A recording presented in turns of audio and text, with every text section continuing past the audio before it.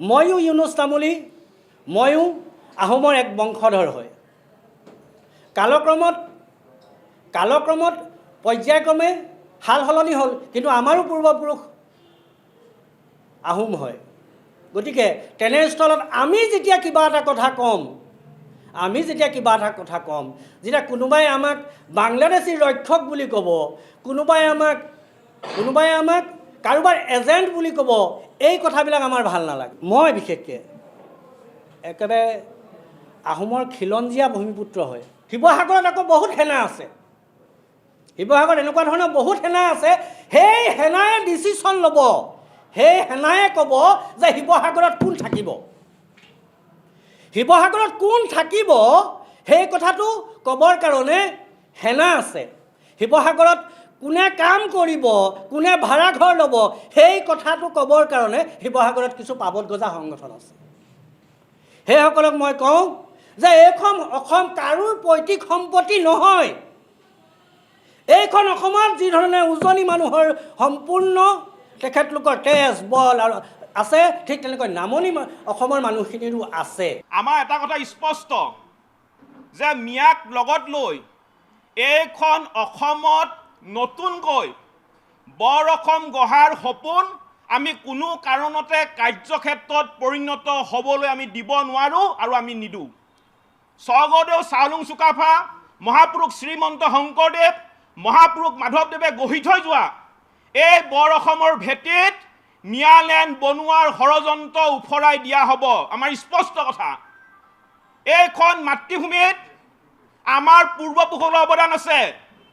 এইখন অসম আমাৰ প্ৰতিজন খিলঞ্জীয়াৰ ভূমিপুত্ৰৰ পৈতৃক সম্পত্তি হয়, সেইটো আমি হাজাৰবাৰ ক'ম। এইখন মাতৃভূমিত আমাৰ কেৱল মাত্ৰ আমাৰ খিলঞ্জীয়া ভূমিপুত্ৰসকলৰ পূৰ্বপুৰুষৰ অৱদান আছে। ইয়াত মিয়াৰ অৱদান নাই। মিয়াই গৈ বাংলাদেশত দম্ভালি মাৰক, কিন্তু অসমত নহ'ব। আমাৰ জাতীয় সংগ্ৰাম মানে অসমৰ স্থিতি স্পষ্ট, কোনো কাৰণতে এটাও মিয়া অসমত থাকিব নোৱাৰিব। আৰু ইয়াত আমি দীঘলকৈ ব্যাখ্যা দিয়াৰ প্ৰয়োজন নাই। আমাৰ স্পষ্ট কথা, আমি মিয়াক থাকিবলৈ নিদিওঁ, কোনো কাৰণতে নিদিওঁ। সি যোনেই নহওক লাগে, যি শক্তিয়ে নহওক লাগে, আমি কোনো কাৰণতে মিয়াক থাকিবলৈ উজনি অসমত নিদিওঁ। আৰু যি ব্যক্তিয়ে মিয়াৰ হৈ দালালি কৰিবলৈ আৰম্ভ কৰিব, জাতিৰ স্বাৰ্থত প্ৰয়োজনত তেনে ব্যক্তিক কাণত ধৰি আঁঠু কঢ়াই থোৱা হ'ব। স্পষ্ট কথা।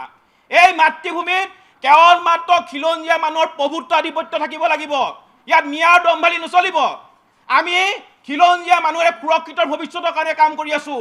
আমাৰ আদৰ্শ হৈছে মহাবীৰ লাচিত বৰফুকন, আমাৰ আদৰ্শ হৈছে মহাপুৰুষ শ্ৰীমন্ত শংকৰদেৱ, আমাৰ আদৰ্শ হৈছে মহাপুৰুষ মাধৱদেৱ, আমাৰ আদৰ্শ হৈছে কলাগুৰু বিষ্ণুপ্ৰসাদ ৰাভা, আমাৰ আদৰ্শ হৈছে সতী জয়মতী, আমাৰ আদৰ্শ হৈছে এই মাতৃভূমিৰ বাবে জীৱন যৌৱন ত্যাগ কৰা শ্বহীদসকল। আমাৰ আদৰ্শ কোনো কাৰণতে মোগল বা মোগলক সমৰ্থন কৰা ব্যক্তি কোনো কাৰণতে হ'ব নোৱাৰে। আৰু যিসকল ব্যক্তিয়ে এতিয়াও অসম ধ্বংস কৰিবলৈ পণ লোৱা মীৰ জুমলা, ঔৰংজেব আৰু কালাবাহাৰক নিজৰ আদৰ্শ বুলি ভাবি আছে, তেনে ব্যক্তিৰ অসমত কোনো কাৰণতে স্থান নাই। তেনে ব্যক্তি অসমত থকাটো আমি কোনো কাৰণতে নিবিচাৰোঁ। এইখন অসম স্বৰ্গদেউ চাওলুং চুকাফা, মহাপুৰুষ শ্ৰীমন্ত শংকৰদেৱ, মহাপুৰুষ মাধৱদেৱৰ আদৰ্শৰে পৰিচালিত হৈ আছে আৰু হৈ থাকিব। এইখন অসমত মিয়াৰ চোৰ ডকাইত, দাদাগিৰি, ধৰ্ষণকাৰী, ড্ৰাগছ মাফিয়াৰ অটপালি কোনো কাৰণতে সেইটো আমি কোনো কাৰণতে হ'বলৈ নিদিওঁ। আমাৰ কথা স্পষ্ট, আমি অসমখনক বাংলাদেশ পাকিস্তান হ'বলৈ দিব নোৱাৰোঁ। আৰু আজিৰ তাৰিখত যদি আমি বাংলাদেশী আগ্ৰাসন ৰোধ কৰিব নোৱাৰোঁ, তেতিয়াহ'লে জাতিটোৰ কিন্তু ভৱিষ্যত অন্ধকাৰ। এইটো কথা স্পষ্ট। আজি মিয়াই কি নাই কৰা? আজি মিয়াই নামতে আমাৰ খিলঞ্জীয়া মানুহৰ ওপৰত আক্ৰমণ কৰিছে, খিলঞ্জীয়া মানুহক মাৰিছে, পিটিছে, খিলঞ্জীয়া মানুহৰ বাই ভনীক ধৰ্ষণ কৰি হত্যা কৰিছে, খিলঞ্জীয়া মানুহৰ মাটি বাৰী সম্পত্তি সকলো কাঢ়ি লৈ গৈছে।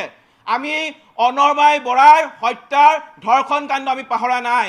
নুনমাটিৰ 4 বছৰীয়া কন্যাগৰাকীও কিন্তু মিয়াৰ হাতৰ পৰা হাৰি নগ'লে, ধৰ্ষণ কৰি মিয়াই হত্যা কৰিলে। এইবোৰ ঘটনা আমি কোনো কাৰণতে আমি পাহৰি যোৱা নাই।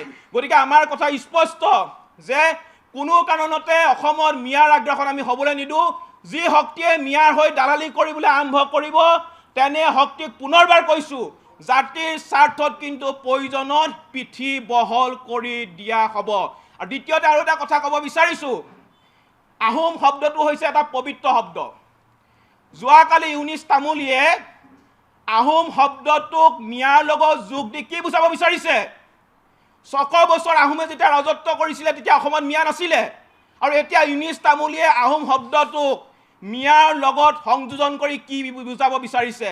আমি স্পষ্টভাৱে সকীয়াই দিছোঁ, ভৱিষ্যতে যাতে কোনো কাৰণতে আহোম শব্দটোক মিয়াৰ লগত সংযোজন নকৰে, অন্যথা কিন্তু পৰিস্থিতি একদম স্পষ্টকৈ কৈছোঁ বেয়া কৰি দিয়া হ'ব, স্পষ্ট কথা। আৰু 4 তাৰিখে নিৰ্বাচনৰ ৰিজাল্ট ঘোষণা কৰিব, আৰু 4 তাৰিখৰ পিছৰ পৰা পুনৰ জাতীয় সংগ্ৰামী সেনা অসমে মিয়া খেদা অভিযান পুনৰ কিন্তু আমি আৰম্ভ কৰিম বুলি আপোনালোকৰ সংবাদ মাধ্যমৰ আগত আমি অৱগত কৰিলোঁ।